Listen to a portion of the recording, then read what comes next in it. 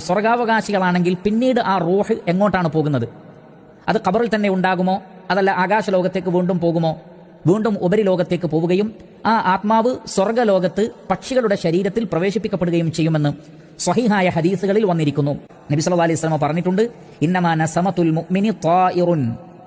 വിശ്വാസികളുടെ റൂഹ്, നസമത്ത് എന്ന് പറഞ്ഞാൽ റൂഹ്, വിശ്വാസികളുടെ റൂഹ് ത്വായിറുൻ, പക്ഷിയാക്കപ്പെടും.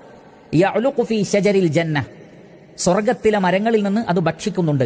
ഹത്താ യർജിഅ ഇലാ ജസദിഹി യൗമ യുബഅസു, പിന്നീട് ഖിയാമത്ത് നാളിലാണ് അത് ശരീരത്തിലേക്ക് മടക്കപ്പെടുന്നത്. ഇത് വളരെ സ്വഹീഹായ ഹദീസാണ്.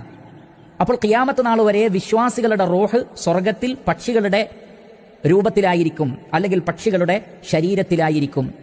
അവർ സ്വർഗത്തിലെ വൃക്ഷത്തിൽ നിന്ന് കഴിക്കുന്നുണ്ട് എന്ന് നബി സല്ലല്ലാഹു അലൈഹി വസല്ലം പഠിപ്പിക്കുന്നു. ഖിയാമത്ത് നാൾ വരെ അങ്ങനെയായിരിക്കും, പിന്നീടാണ് മടക്കപ്പെടുന്നത്. അപ്പോൾ റൂഹ്, വിശ്വാസികളുടെ റൂഹ് ഭൂമിയിലല്ല, അത് ഭൂമിയിൽ അങ്ങനെ വന്നുകൊണ്ടിരിക്കുന്നില്ല എന്നും സ്വർഗത്തിലാണ് എന്നും നബി സല്ലല്ലാഹു അലൈഹി വസല്ലം നമുക്ക് മനസ്സിലാക്കി തരിക.